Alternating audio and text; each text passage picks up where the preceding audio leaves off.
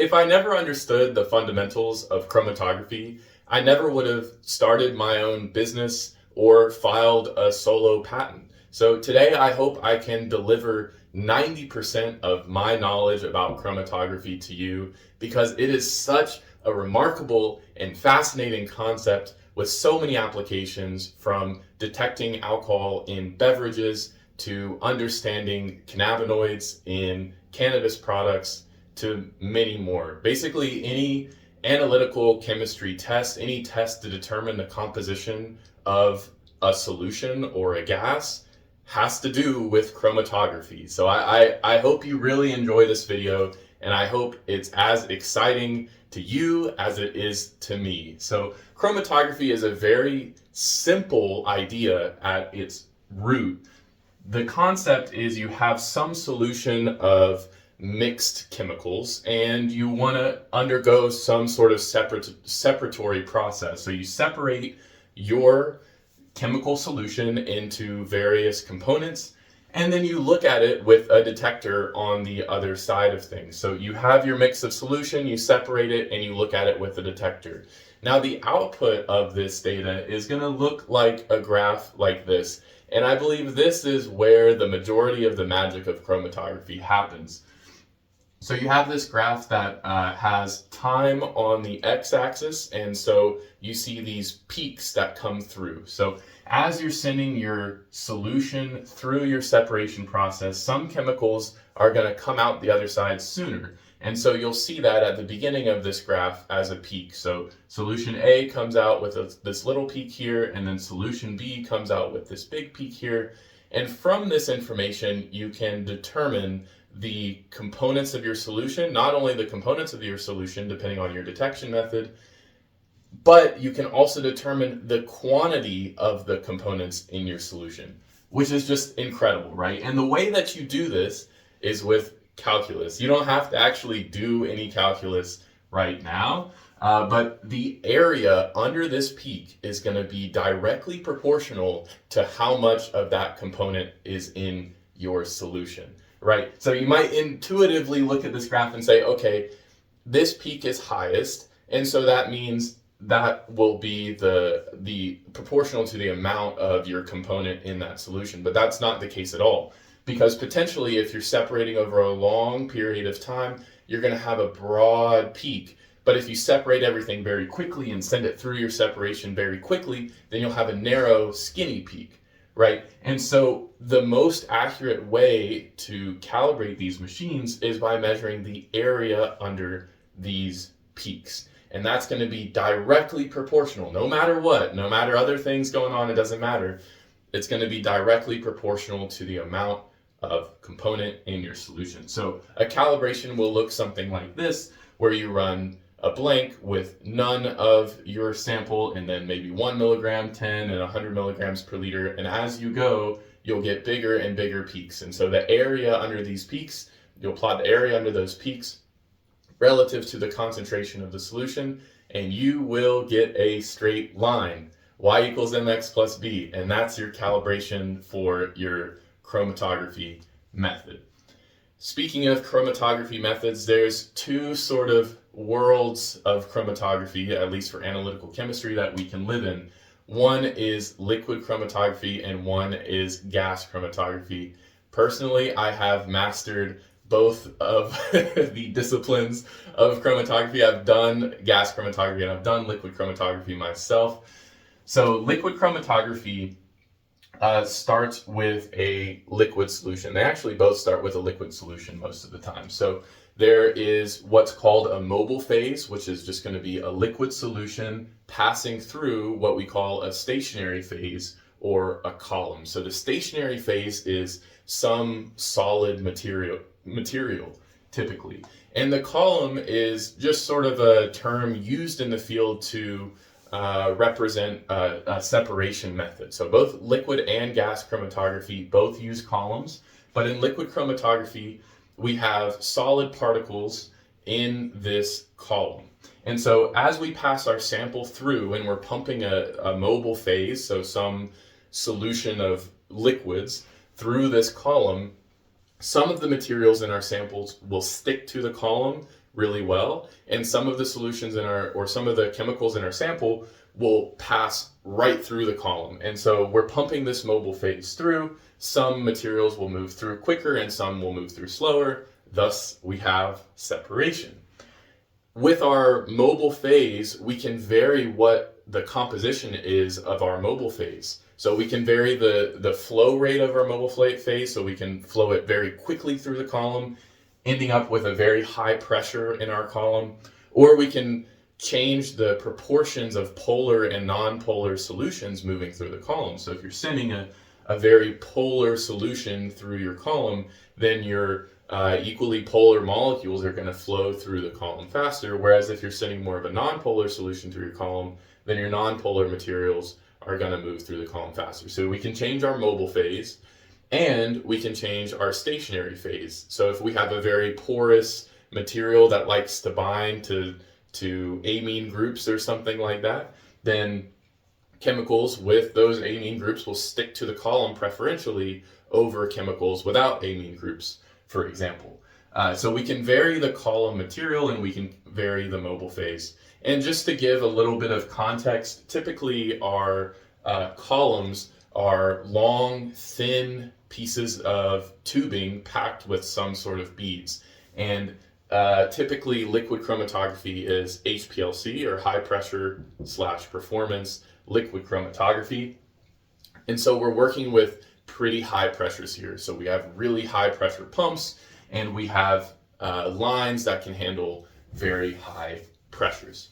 And then we have a detector on the end of this process, and we'll talk about detectors in a second. The next phase of chromatography you can have is gas chromatography, or GC. So we have gas chromatography, we have a gas flow going through another column, but this is a very different column. Typically these columns are tens of meters long and very, very, very thin. Like millimeter diameter is a big column from what I understand. And this column can be a capillary column, so just a very thin tube, or it can be like the liquid chromatography columns where they're packed with a particular material, or it can be a tube lined with a particular material. So we can change the gas flow rate here, but changing the gas flow rate probably isn't going to change how chemicals are separated here, but changing the column will. And another interesting thing that we can change here is the temperature of the column. So in order to separate our chemicals, what we typically do is we start at a lower temperature, we inject our sample into the gas flow stream, we start at a lower temperature and then slowly increase the temperature over time. And so we're basically separating at least partially by boiling points of our compound. Now this isn't going to be perfect because the material of the column is also going to dictate how fast a particular compound moves through the column. But the temperature of the column is one of the variables we can control with gas chromatography to induce that separation in our chromatographic technique. And of course, we have a detector on the other side. And the temperature of this column, just for reference, it usually operates between room temperature up to maybe 300 degrees Celsius. So this detector, I've put this, poorly drawn eye at the end of all of these processes to indicate detection. What exactly are we talking about? What are we dealing with here? What are these detection methods that we can use for our different chromatography techniques? Well, first, for liquid chromatography, we typically have three options. We have three options, two of which involve light and how light is interacting with the effluent of your column. And the last method has to do with mass spectrometry. So we can use mass spec for both liquid chromatography and gas chromatography. So we'll get to that in a second. But for liquid chromatography, you can use, for light detection methods, you can use absorbance or refraction. And these are relatively simple concepts. You shine light at your sample and measure how much light gets through to the other side. So certain chemicals will interact with light differently and interact with different wavelengths of light differently. And then for refraction, different chemicals will refract light differently. So some chemicals will absorb certain wavelengths and some chemicals will refract certain wavelengths. And you can measure that at the end of a liquid chromatography column. From what I understand, these are not used for gas chromatography. They're only used for liquid chromatography. So for absorbance, you can typically find two different kinds of detectors.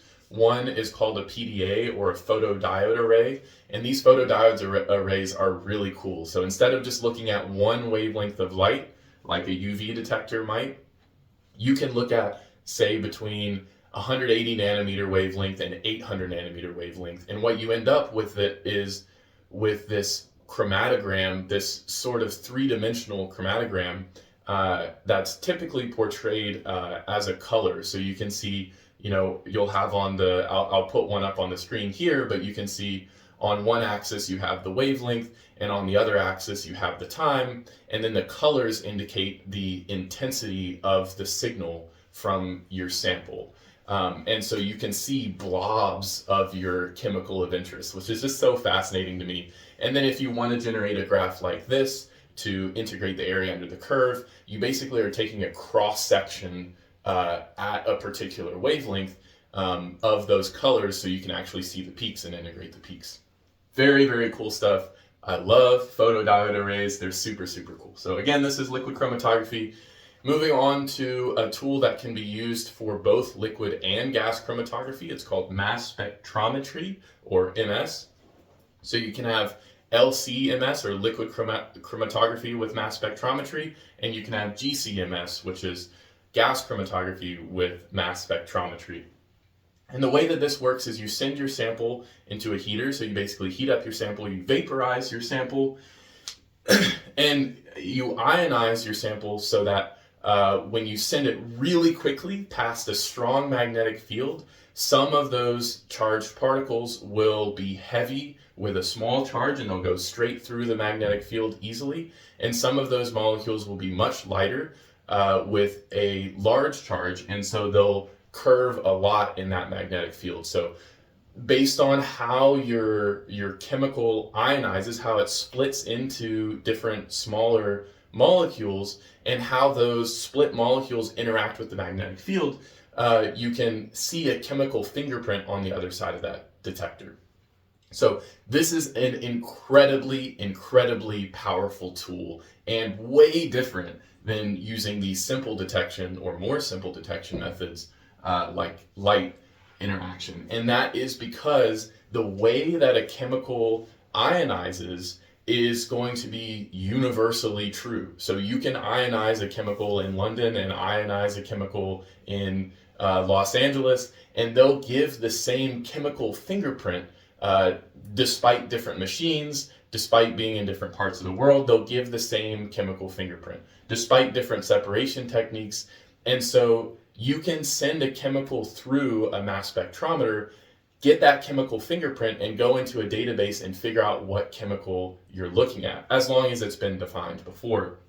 Whereas with these other methods, you need to go out and buy a calibration sample, run your calibration of the machine, and then you can be only decently sure that you have the right chemical. So you can say, like, we bought this standard of CBD, for example, and we ran it through our HPLC and we see a peak, and then when we run our sample, we see a peak at the same time.